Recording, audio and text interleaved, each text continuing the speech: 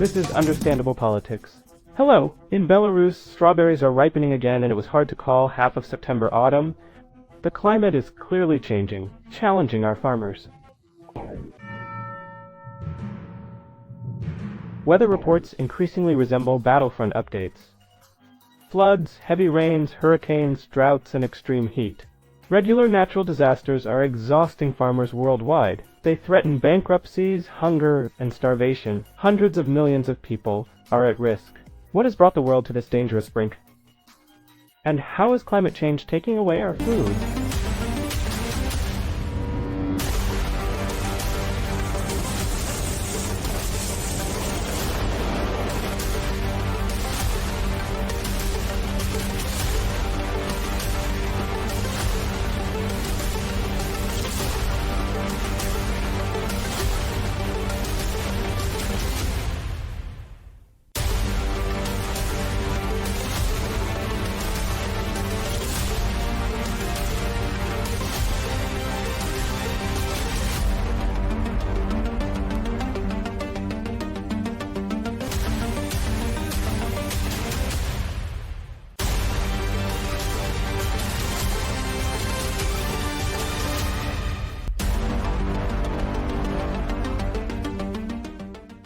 The World Meteorological Organization has shocked with alarming statistics. The number of weather-related natural disasters has increased fivefold in the last half-century. Over 500 catastrophes shake the planet annually. Some have multiplied. For example, floods have increased sixfold. Global warming since 1970 is becoming more pronounced and intense.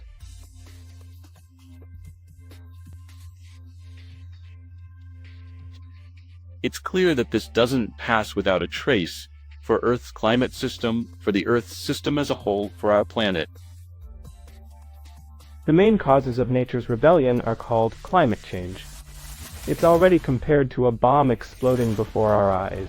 Droughts, cyclones, and floods are becoming more deadly each year.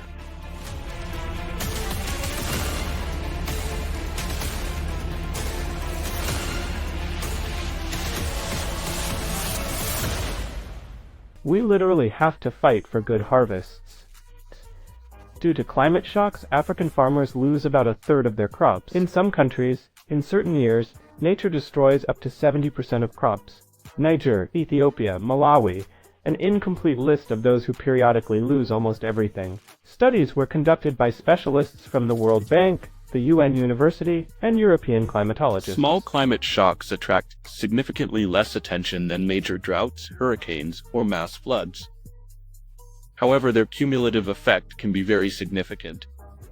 Our analysis of data collected from 120,000 farmers' fields in 6 African countries shows that these phenomena affect about 35% of farms and reduce the national crop volume by 29%, according to the study. France is expecting the worst wheat harvest in the last 40 years. The crop failure is called catastrophic. The amount of harvested grain may fall by a third. The reasons are too much rain, too little sun, and low temperatures. In most growing regions, all this has seriously affected crop yields and quality, as well as provoked plant diseases. Extreme weather conditions in Europe have hit grain crops.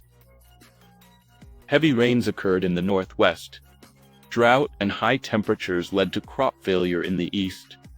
French farmers have asked the government for financial assistance due to the catastrophic crop failure. We've been thrown back to 1983, when there was a similarly low wheat harvest, 24.5 million tons. The entire French grain industry suffered first from COVID, then the war in Ukraine, and climate warming has led to product shortages in France for 2 years now.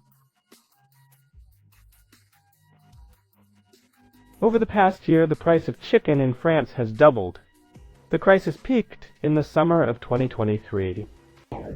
Here I have bread, eggs, and orange, fruits, canned goods. Everything has become unaffordable. For example, a pack of 30 eggs, which I bought for less than €3 2 to 3 years ago, now costs almost €7. Quite a difference, right? The potato harvest in Russia will decrease by almost 15%. One of the reasons is also the weather. Frost, then heat, and low profitability. Due to abnormal frosts in May, More than half of the future harvest was lost by Russian gardeners. According to the National Fruit and Vegetable Union, some farms lost up to 90% of the planned harvest. In some, not only the harvest but also the trees died. Argentina expects a severe wheat shortage and a new wave of drought as early as October this year. In neighboring Poland, they can only dream of such. The last week, the southwestern part of the country looks like this.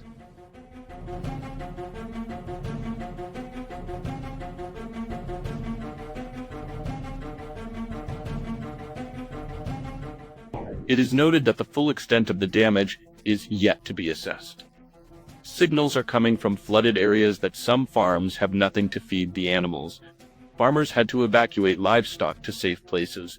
We will definitely need animal feed, as we saw that the bales of straw and silage were taken by the water, and those that remained are damaged, said Bernard Demchak, a representative of the Prudnik County Agricultural Chamber, noting that about 15 points in his community were flooded. Farmers from different countries named their biggest problems. Last year, sociologists worldwide conducted a large-scale survey. Guess what worries the agricultural sector the most? According to surveyed farmers, they lost about 15% of their income over the past 2 years due to climate. Every sixth farmer reported a crop loss of up to 25%. More than 70% said they are concerned about the future impact of climate on their activities.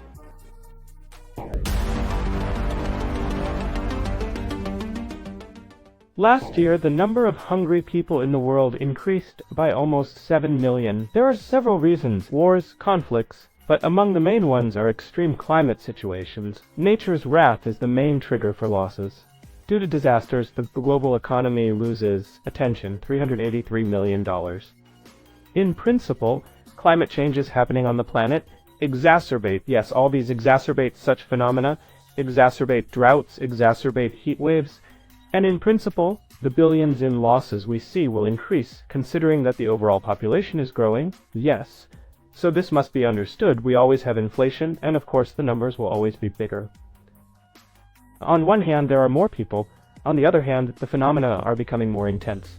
Hunger statistics look like this. According to the UN, 333 million people face acute food shortages. They live in 78 countries. More than 37 million live in conditions of extreme hunger in 47 countries. 20% of families experience acute food shortages. Every third child in the world suffers from acute malnutrition.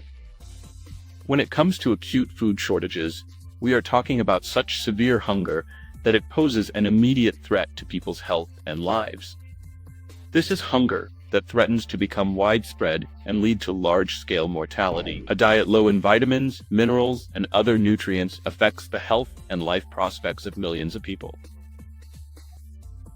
Children suffer the most, which has long-term consequences for their physical and mental development. Malnourished children are 12 times more likely to die than healthy children. Malnutrition slows economic growth, exacerbates poverty, affects children's education and adult workforce skills, which has serious consequences for the human capital of countries and their future development. Hurricanes, floods, and droughts hit residents of poor countries the hardest. Many hunger hotspots are in Africa. In 2011, in Somalia alone, 250,000 people died from lack of food in 1 year. Half of them before mass hunger was declared. Today, the country remains at risk, as does Sudan. When mass hunger is declared, it will already be too late. Many people will have already died from hunger. At that time, the world did not heed the warnings, and the consequences were catastrophic. We must learn the lesson and act now to prevent these hotspots from turning into a hunger fire. Drought is a real disaster for Africa. In April 2024, Zimbabwe's president declared a national disaster. There's no water. More than 80% of arable land in the country received significantly less rainfall than usual. Nearly 3 million people needed food aid. The Zimbabwean government was forced to allocate $2 billion to fight the drought. Burnt crops, shrinking rivers, and all this in Harare tried to fight back, including with the help of our country. Belarusian humanitarian aid was sent.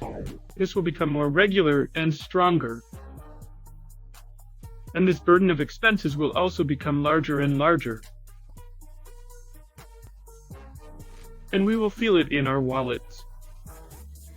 We can already feel it now.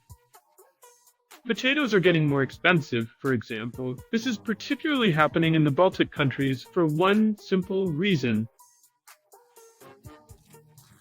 In summer, there was an untimely autumn storm, with heavy rainfall flooding the fields.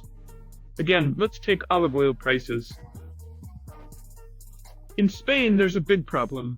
By the way, look, Central Europe is flooding, and in Portugal there are terrible fires. There's a severe drought there, and I want to say that the troubles will be diverse. We often can't even imagine now how it will all turn out. UN humanitarian agencies predict that at least 18 countries and regions already suffering from food shortages may face even more widespread hunger if aid does not arrive urgently. Mali, Palestine, Sudan and South Sudan, Haiti, Myanmar, Congo, Yemen, and many others are also of concern. Many people in these countries face acute food shortages. Life-threatening conditions are expected to worsen in the coming months. From October 2023, the Central African Republic, Lebanon, Mozambique, Myanmar, Nigeria, Sierra Leone, and Zambia joined Burkina Faso, Ethiopia, Malawi, Somalia, and Zimbabwe on the list of hunger hotspots, where acute food shortages are likely to worsen in the near future. The situation is further exacerbated by the humanitarian crisis in the Gaza Strip. Israel's large-scale military operation has left hundreds of thousands without shelter and food. The UN monitoring mission assesses the region's food security level as critically low.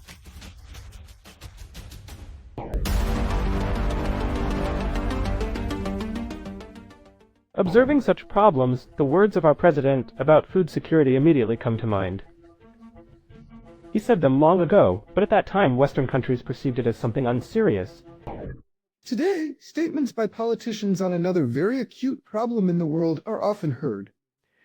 About the food crisis, grain prices are already becoming like gold, and not everyone can afford it. Yet billions of dollars for weapons are easily found, but to save millions from hunger, especially the elderly and children in poor countries, there is no money, and none expected. Someone needs to stir up a serious conflict. And now, when half of Poland's harvest has sunk, bread in Ukraine is rising by 50%, and in France they are refusing flour due to expensive wheat.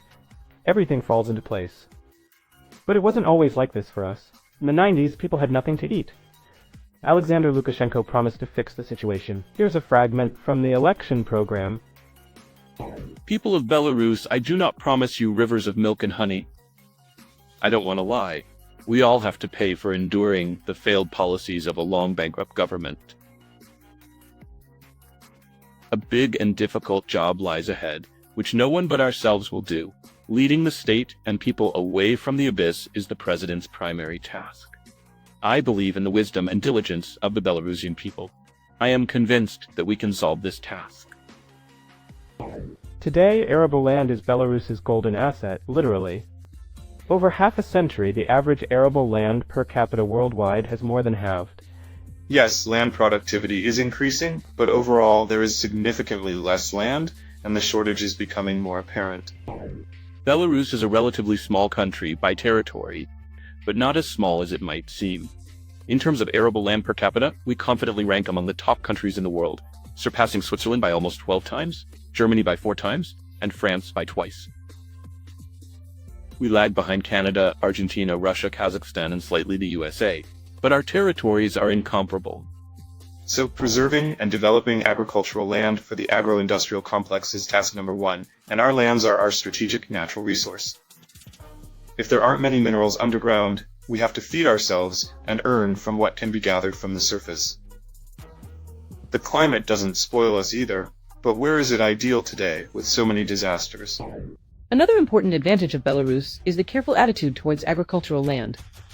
We haven't used harmful technologies for sharply increasing yields that lead to rapid land degradation. Strict adherence to technology is one of the main priorities of the agro-industrial complex, which the head of state regularly demands.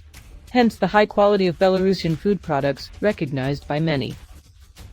Non-organic products without excess chemicals amid the growing shortage of quality products is an increasingly valuable factor and competitive advantage. It's no wonder that the West, despite all its technological power, is already starting to use technologies questionable from the perspective of human population welfare. No matter how we feel about each other, we must admit, the USA and the EU know how to think strategically. Therefore, they understand that they need to somehow acclimate the population to the new realities of food shortages. Due to limited arable land and excessive urbanization, which has drained labor resources from rural areas, the average age of a French farmer has already exceeded 60 years. The food shortage is growing every year. By 2030, the UN promises 1 billion hungry people worldwide. The UN previously set a deadline to achieve victory over hunger. As with climate change, mathematical models show that there is a point of no return, after which sustainable development goals will become unattainable. This point, when it comes to solving the food problem, is set for 2030. In general, the abundance of food on the table today is something we are undoubtedly used to. But it's not a given. Our food security is not a gift, but the result of the enormous work of our farmers. No international programs or conferences will ensure food and climate security as long as the decisive voices in world organizations belong to countries not particularly interested in solving these problems. This is evident even from the fact that several dozen conferences on combating hunger are held annually worldwide, yet their benefit is close to zero. After such, there's nothing more to add. Only we can ensure our own security. And while climates and conflicts increasingly push the world to the brink of hunger, our golden fields, agreed, are such not only because of their natural color. Goodbye.